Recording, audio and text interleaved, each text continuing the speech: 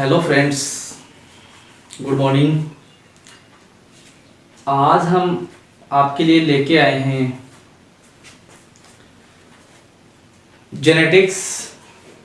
और जेनेटिक्स में आज अपन पिछली वीडियो में अपन ने मेंडलिज्म की बात की थी, मेंडलवाद की बात की थी। आज नेक्स्ट वीडियो में अपन बात करेंगे आनुवांशिकी शब्दावली। उससे पहले अपन एक छोटी सी चर्चा करेंगे जो पूछ लेता है कि मेंडलवाद की पुनः खोज करने वाले वैज्ञानिकों के नाम बताइए। मेंडलवाद की पुनः खोज।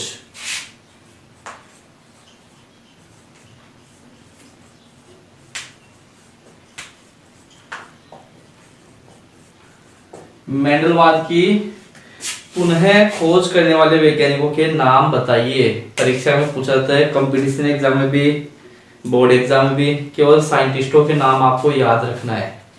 तो मेंडलवाद की पुनः खोज करने वाले जो वैज्ञानिक है, क्योंकि मेंडल ने जो आनुवांशिकता का के ऊपर जो प्रयोग किया था पाइसन सेटाइवम के ऊपर, वो 1856 से 1863 के मध्य किया था और 6 जनवरी 1884 को मेंडल की मृत्यु हो गई थी।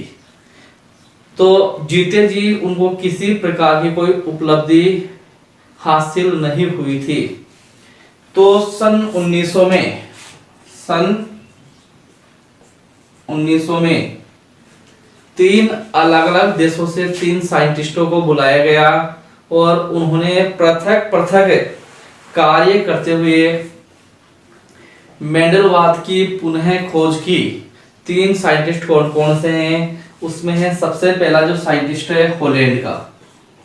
कौन सा है? हॉलैंड का साइंटिस्ट का नाम है हुगो डी व्रीज। साइंटिस्ट का नाम है हुगो डी व्रीज। ये साइंटिस्ट है हॉलैंड का। और हुगो डी व्रीज जो साइंटिस्ट है, इन्होंने एक अध्ययन और किया था म्यूटेशन के ऊपर।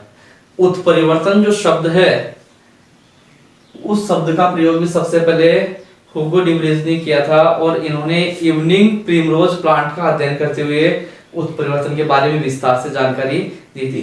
तो पहला साइंटिस्ट था हॉलैंड का, जिसका नाम है हुगो डी व्रीज। दूसरा जो साइंटिस्ट है ऑस्ट्रिया का, दूसरा साइंटिस्ट था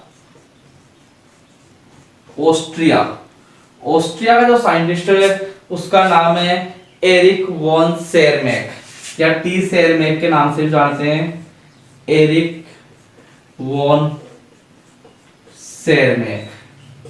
और तीसरा जो साइंटिस्ट है वो जर्मनी का है। तीसरा साइंटिस्ट कौन सा है? जर्मनी का, जिसका नाम है कार्ल कोरेंस। Karl coherence. तो इन तीनों साइंटिस्टों ने पृथक पृथक कार्य करते हुए मेंडलवाद की पुनः खोज की और इन्होंने जो कार्य किया, अलग अलग कार्य किया, और इनके पास जो रिजल्ट आए आनुवांशिकता के, वो मेंडल के पास 35 साल पहले आ गए थे। इसलिए मेंडल को जो फादर ऑफ जेनेटिक्स की जो उपाधि दिलाने का जो श्रेय है वो इन 3 साइंटिस्टों को जाता है, Hugo de Vries, Erich von Tschermak और कार्ल कोरेंस। ये एग्जाम में पूछा है कि मेंडलवाद की पुनः खोज करने वाले वैज्ञानिकों के नाम बताएं। अब अपन नेक्स्ट टॉपिक की बात करते हैं, आनुवांशिकी शब्दावली की। Genetics terminology. तो यहाँ पर अब आनुवांशिकता के अंदर मेंडल के बारे में पढ़ते हैं तो कौन कौन से शब्द अपन काम में लेते हैं। तो आनुवांशिकी शब्दावली।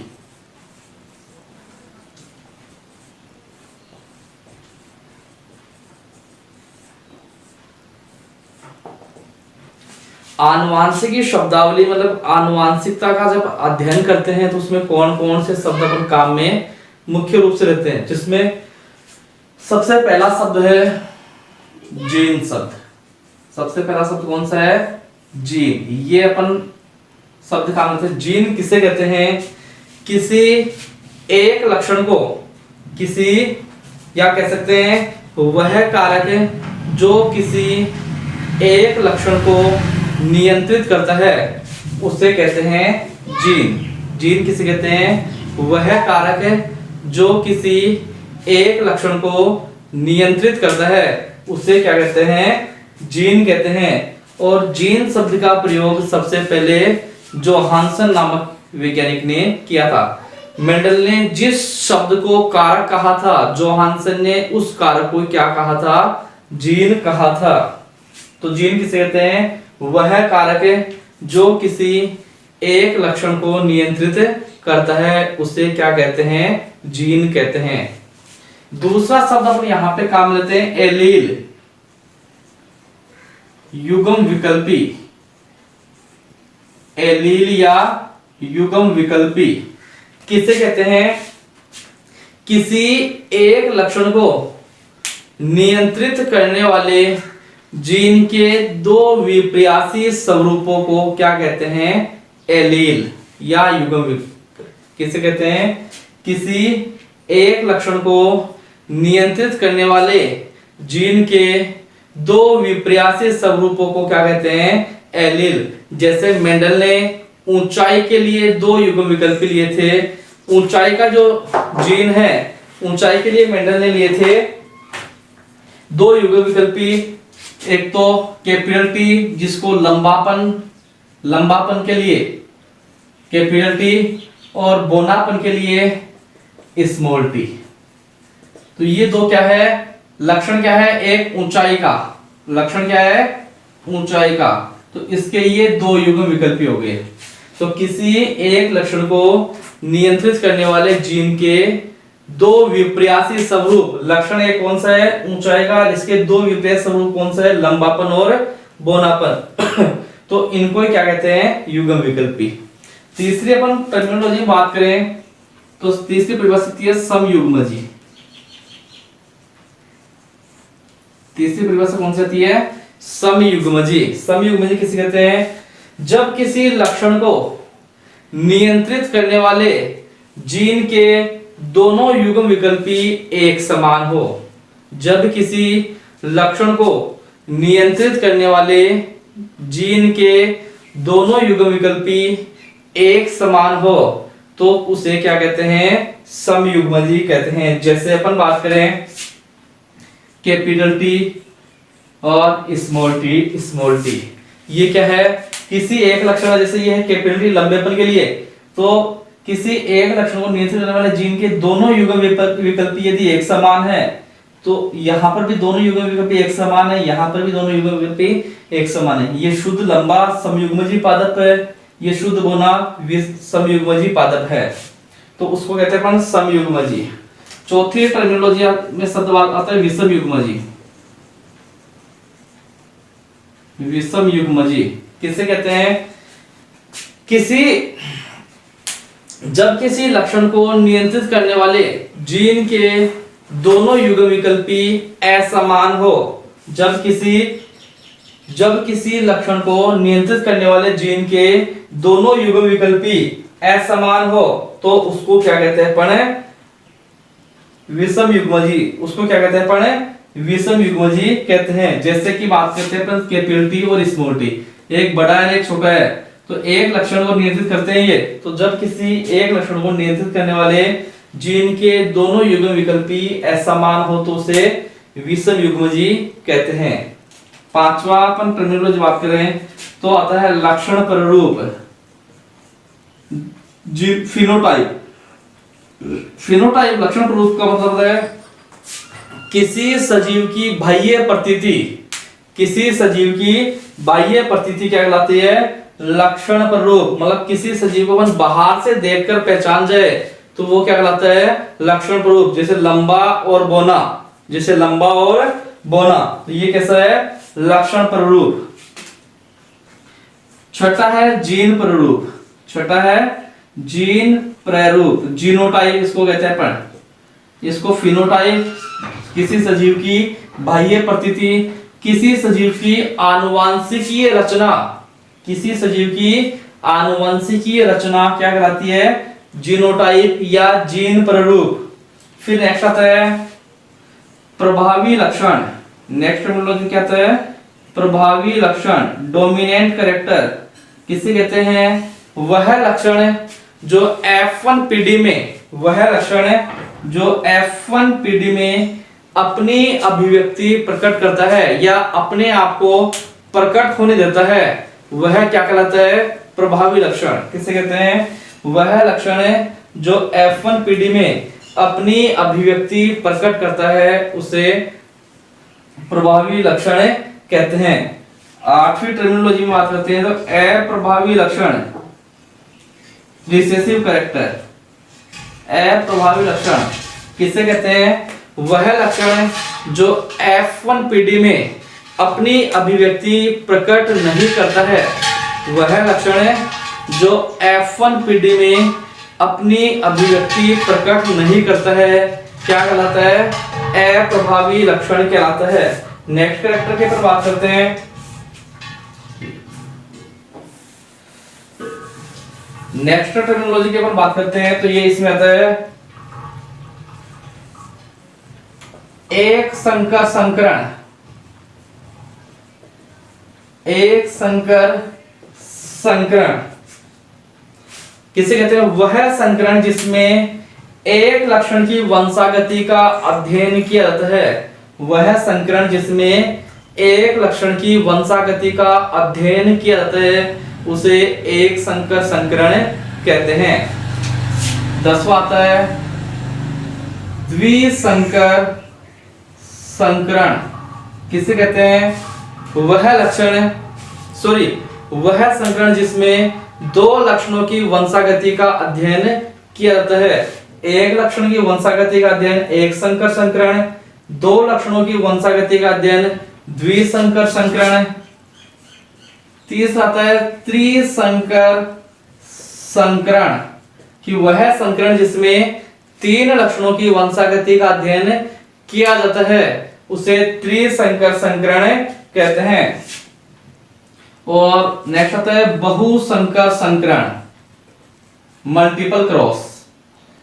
बहुसंकर संकरण किसे कहते हैं? वह संकरण जिसमें कई लक्षणों की वंशागति का अध्ययन किया जाता है, उसे क्या कहते हैं? बहुसंकर संकरण। एक संकर संकरण एक लक्षण की वंशागति का अध्ययन, द्विसंकर संकरण दो लक्षणों की वंशागति का अध्ययन, त्रिसंकर संकरण तीन लक्षणों की वंशागति का अध्ययन, बहुसंकर संकरण कई लक्षणों की वंशागति का अध्ययन।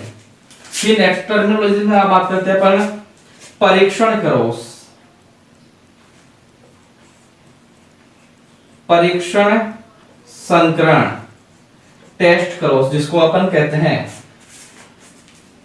परीक्षण संकरण किसे कहते हैं? वह संकरण जिसमें F1 पीढ़ी का संकरण, वह संकरण जिसमें F1 पीढ़ी का संकरण अप्रभावी जनक, वह संकरण जिसमें F1 पीढ़ी का संकरण अप्रभावी लक्षण वाले जनक के साथ करवाया जाता है, उसे क्या कहते हैं अपन? परीक्षण संकरण। वह संकरण जिसमें F1 पीढ़ी के पादप का संकरण अप्रभावी लक्षण वाले पादप के साथ करवाया जाता है, तो उसको कहते हैं अपन परीक्षण संकरण। फिर आता है संकर पूर्वज संकरण। इसमें क्या होता है? वह संकरण जिसमें F1 पीढ़ी के पादप का संकरण प्रभावी या अप्रभावी लक्षण वाले दोनों में से किसी एक के साथ करवाते हैं। वह संकरण जिसमें F1 पीढ़ी के पादप का संकरण प्रभावी या अप्रभावी दोनों जनकों में से किसी एक के साथ किया जाता है, तो उसे संकर पूर्वज संकरण कहते हैं। फिर नेक्स्ट इसमें आता है F1 पीढ़ी। नेक्स्ट आता है इसमें F1 पीढ़ी। F1 पीढ़ी से पहले अपन एक परिभाषा और अपन बात कर लेते हैं, जनक पीढ़ी। कौन सी? जनक पीढ़ी। जनक पीढ़ी किसे कहते हैं? संतति प्राप्त करने के लिए, जनक पीढ़ी किसे कहते हैं? संतति प्राप्त करने के लिए जिन पौधों का संकरण कराया जाता है, उसे क्या कहते हैं? जनक पीढ़ी। संतति प्राप्त करने के लिए जिन पादपों में संकरण कराया जाता है उसे जनक पीढ़ी कहते हैं। फिर आता है इसमें F1 पीढ़ी। किसे कहते हैं F1 पीढ़ी?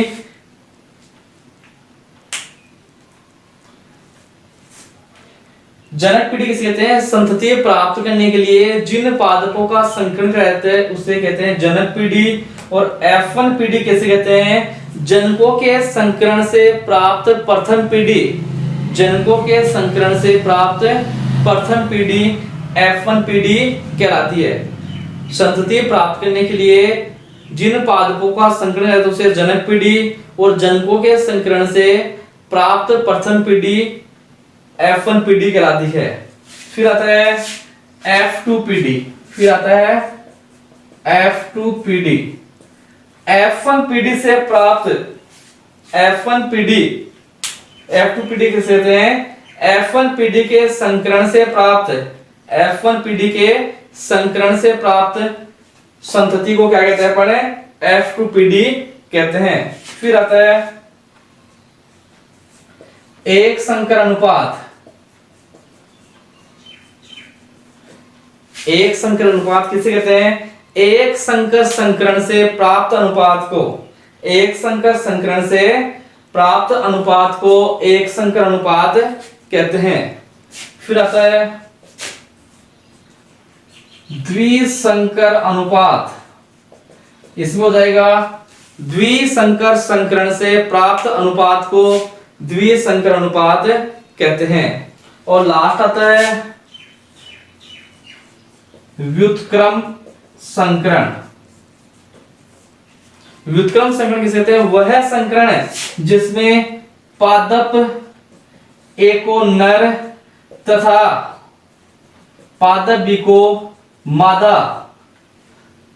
वह संकरण जिसमें पादप ए को नर तथा पादप बी को मादा जनक के रूप में प्रयुक्त किया जाता है।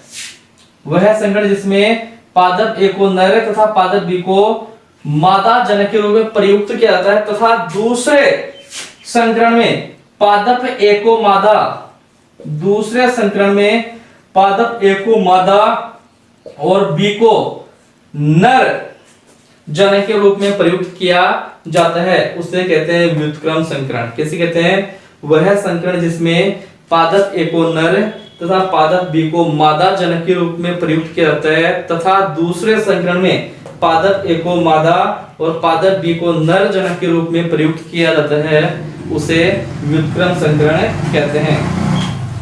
तो ये अपना ये 20 जो शब्द मैंने लिखे हैं, ये शब्द काम आते हैं किसमें? अपने आनुवांशिकी शब्दावली। एक बार फिर से डिस्कस कर लेते हैं। जीन किसे कहते हैं? वह कारक जो किसी एक लक्षण को नियंत्रित करता है उसे जीन कहते हैं। और जीन शब्द का प्रयोग सबसे पहले जोहानसन ने किया था। युग्म विकल्पी किसे कहते हैं? किसी एक लक्षण को नियंत्रित करने वाले जीन के दो विपर्यासी स्वरूप क्या कहलाते हैं? युग्म विकल्पी कहलाते हैं। एक लक्षण ऊंचाई का है और उसमें दो युग्म विकल्पी हो गए, लंबेपन के लिए कैपिटल टी और बौनेपन के लिए स्मॉल टी। समयुग्मजी किसी एक लक्षण को नियंत्रित करने किसी एक लक्षण को नियंत्रित करने वाले जीन के दोनों युग्म विकल्पी यदि एक समान है तो उसे समयुग्मजी, दोनों यदि अलग अलग है तो उसे विषमयुग्मजी। सजीव की बाह्य प्रतीति लक्षण प्ररूप, सजीव की आनुवांशिक संरचना जीन प्ररूप। वह लक्षण जो F1 पीढ़ी में अपने आप को प्रकट करता है उसे प्रभावी लक्षण, और जो अपने आप को प्रकट नहीं करता है उसे अप्रभावी लक्षण कहते हैं। किसी एक वह संकरण जिसमें किसी एक लक्षण की वंशागति का अध्ययन कहते हैं उसे एक संकर संकरण, दो लक्षणों की वंशागति का अध्ययन द्विसंकर संकरण, तीन लक्षणों की वंशागति का अध्ययन त्रिसंकर संकरण, और अनेक लक्षणों की वंशागति का अध्ययन बहुसंकर संकरण। वह संकरण जिसमें F1 पीढ़ी के पादप का संकरण अप्रभावी लक्षण वाले जनक के साथ करवाया जाता है उसे परीक्षण संकरण, और वह संकरण जिसमें F1 पीढ़ी के पादप का संकरण प्रभावी या अप्रभावी दोनों जनकों में से किसी एक के साथ कराया जाता है उसे संकर पूर्व संकरण कहते हैं। संतति प्राप्त करने के लिए जिन पादपों का संकरण कराया जाता है उसे जनक पीढ़ी, और जनकों से प्राप्त प्रथम पीढ़ी को, प्रथम संतति को प्रथम पीढ़ी F1 पीढ़ी, और F1 पीढ़ी के संकरण से प्राप्त पीढ़ी को F2 पीढ़ी कहते हैं। एक संकर अनुपात किसे कहते हैं? एक संकर संकरण से प्राप्त अनुपात को एक संकर अनुपात, द्विसंकर संकरण से प्राप्त अनुपात को द्विसंकर अनुपात, और व्युत्क्रम क्रॉस वह संकरण जिसमें पादप ए को नर तथा पादप बी को मादा के जनक के रूप में प्रयुक्त किया जाता है, तथा दूसरे संकरण में पादप ए को मादा और पादप बी को नर जनक के रूप में प्रयुक्त किया जाता है, उससे कहते हैं अपन व्युत्क्रम संकरण कहते हैं। अब अपन इसमें डिस्कस कर लेते हैं नेक्स्ट टॉपिक। अपन नेक्स्ट वीडियो में अपन बात करेंगे मेंडल के आनुवांशिकता के नियम। धन्यवाद।